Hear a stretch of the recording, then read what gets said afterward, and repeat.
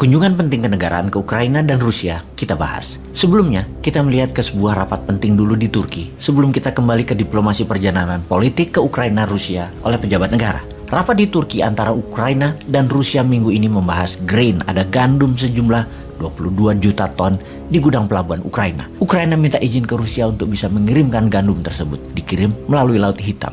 Setelah pertemuan tersebut, para delegasi kembali ke ibu kota masing-masing dan menurut pengamat militer, pastinya Rusia akan tetap ngeblok gandum tak boleh keluar Ukraina. Hal ini membuat runyam pemakan roti dan pemakan mie, terutama di wilayah Afrika dan Timur Tengah, karena makanan utama mereka dari Ukraina dan Rusia. Rusia menahan karena embargo dan sekalian aja ditahan. Kalau Ukraina, diblok Rusia kapalnya. Di Indonesia per tahun kebutuhannya adalah 11 juta ton gandum. Dengan harga gandum meningkat tajam di dunia, juga ketiadaan stok murah, meminta ke Ukraina dan Rusia adalah strategi yang tepat. Oh ya, asal jangan dibilang misi perdamaian. Jangan loh ya, misi dagang itu jauh lebih keren. Kita semua pasti setuju. Jika kita sudah memakan mie, artinya di Indonesia nih ya, kita sudah makan. Karena dulu kalau belum makan nasi, itu belum dinamakan sudah makan. 21% manusia Indonesia punya pilihan di mana mie adalah makanan selain nasi. Roti belum menjadi makanan utama karena roti adalah makanan 5%-an penduduk Indonesia. Sudah makan roti itu sama dengan sudah makan tuh kira-kira baru 5%-an manusia. Ya makan sandwich, sarapan dengan roti dan lain sebagainya. Mereka penggemar mie atau roti keduanya berbahan gandum, di mana Indonesia impor 11 juta ton gandum per tahun. Saat ini gandum terbatas dan mahal. Maka sebagai kepala negara melobi Ukraina yang memiliki 22 juta ton gandum di pelabuhan dan Rusia punya lebih 50 ton di gudang adalah misi mulia. Yang ini harus dijelaskan sekali lagi kepada masyarakat bahwa waktu kunjungan ke Ukraina lebih kunjungan misi perdagangan, misi gandum. Karena kalau tidak, selain harga gandum akan meningkat karena stok terbatas, lebih parah lagi, stok tidak ada. Maka yang sepertiga lebih manusia Indonesia penggemar mie dan roti itu akan kecarian. Bagi Bosman, yang jahat adalah misi itu dikatakan sebagai misi untuk oligarki. Bayangkan, presiden kita dikatakan kaki tangan oligarki, itu jahat. Mengapa mereka mengatakan seperti itu? Karena gandum tersebut kebutuhan bahan bakunya oligarki, buat pabriknya oligarki. Ini sungguh jahat mengatakan presiden kita bekerja untuk oligarki, menjadi pelobi gandum Rusia dan Ukraina. Ini tuduhan yang jahat sekali. Pemimpin kita itu bekerja untuk rakyat. Jadi, kalaupun ada diskusi tentang gandum, ya pasti untuk rakyat. Juga untuk rakyat Ukraina daripada mubazir barang di gudang. Jadi kita Indonesia ke Ukraina lebih dulu, baru kelunuan ke Mas Putin agar kepungannya dilonggarkan, agar gandumnya bisa lewat. Sementara Rusia juga ada gandum, namun Rusia lagi disanksi, lagi diembargo. Indonesia beranikah melanggar larangan bertransaksi dengan Rusia? Hal itu menjadi pertanyaan banyak pengamat. Mengapa Putin duduk mendekat? Karena Putin memastikan apakah Indonesia berani melawan hegemoni Barat seperti yang dilakukan oleh Tiongkok dan India dan mau bayar pakai rubel. Atau Indonesia beli gandum Ukraina, minta Rusia buka blokade. Siapa lu ya kira-kira? Demikian bolehkah Putin dalam hati berkata begitu? Ya boleh-boleh aja. Namun lebih elok dalam diplomasi, kita berani beli gandum Rusia, melawan hegemoni.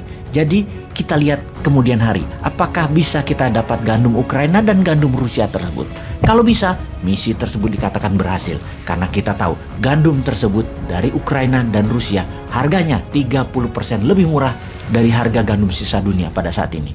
Kalau ternyata gandum tersebut tidak datang dari Ukraina atau dari Rusia, bukannya misi tersebut gagal, tetapi bersiap-siap harga mie instan naik 20%, harga roti-roti lainnya juga naik. Naik masih lebih mending kalau kosong atau nggak ada barang. Nah lu, kumaha eta. Lalu ada yang mengatakan misi tersebut misi perdamaian. Nah ini yang bikin kepala muter 7 keliling. Mendamaikan Rusia Ukraina. Apa alat tawar Indonesia ya? Ngomong apa kita sebagai penengah itu? Negara Turki ya, banyak dipakai sebagai tempat diskusi para juru damai dunia termasuk pertemuan Ukraina dan pihak Rusia. Karena Turki memang mitra Rusia. Turki adalah safe haven uang pejabat dan pengusaha Rusia. Dan juga Turki merupakan kaki Rusia di NATO. Semua orang tahu itu. Kalau Turki juga anggota NATO yang vokal. Sisi lain, Ukraina butuh dukungan Turki juga untuk diterima sebagai member NATO. Jadi, Turki punya banyak alat tawar. Indonesia di sisi lain mau menawarkan apa? Maunya Rusia adalah NATO stop ekspansi.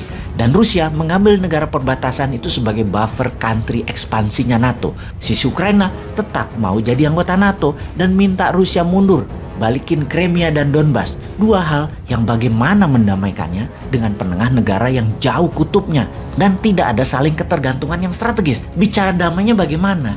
Ini yang harus dijelaskan. Ngomong apa juru damainya? Kalau kita mau menghentikan perang Ukraina, kita harus punya tangan di atas dulu dengan mereka. Sungguh strategi tangan di atas atau give first then you will get itu harus punya. Oke, ilustrasinya begini. Kalau kita mau mendapatkan, maka kita harus memberi terlebih dahulu. Begini ilmu sederhana dalam aplikasi psikologinya. Kalau Anda misalnya jalan-jalan ke counter handphone, katakanlah kalau di Jakarta di Mall Ambassador, maka ketika lagi celingukan di suatu counter Anda ditanya, mau cari apa kakak? Sambil disodorin aqua gelas. Begitu ambil aqua gelas tersebut, Anda colok sedotannya dan meneguk minuman tersebut, 90% Anda pasti belanja di sana. Counter HP itu melakukan strategi tangan di atas. Kembali ke sebagai juru damai. Apakah kita sudah memberikan aqua? Sudah ditenggak aquanya oleh Ukraina dan Rusia? Kalau belum, maka jangan katakan misi ke Ukraina Rusia sebagai misi perdamaian. Misi diplomasi dua negara aja, misi dagang saja. Jujur itu bagus, ketimbang mau terlihat keren dengan membawa tagline misi perdamaian. Kekuatan belum ada, alat tawarnya belum ada, tangan di atasnya belum diterima, dan kebutuhan nasional yang ada, kebutuhannya sangat besar lagi yang ada. Itu aja yang dikampanyekan. Yuk, beda kalau ternyata power plant listrik Rusia beli thoriumnya dari Indonesia. Juga nuklir power plant Ukraina pakai thorium Indonesia. Indonesia bisa mengatakan, berhenti ya perangnya, nanti tak banyakin kasih thoriumnya, gratis, stok 2 tahun. Dan semua stok gandum ketimbang mubazir di gudang Ukraina dan Rusia, tak ambil semuanya ya. Lalu selain untuk menutupi kebutuhan gandum di Indonesia, mendadak Indonesia punya stok gandum buat menghidupi negara Timur Tengah yang bisa ditukar BBM murah. Gitu dong bernegaranya, tanpa rakyat dicekik pajak, tanpa subsidi BBM yang memberatkan APBN, dan tanpa cari utangan. Ngono ae. Itu baru namanya new mind.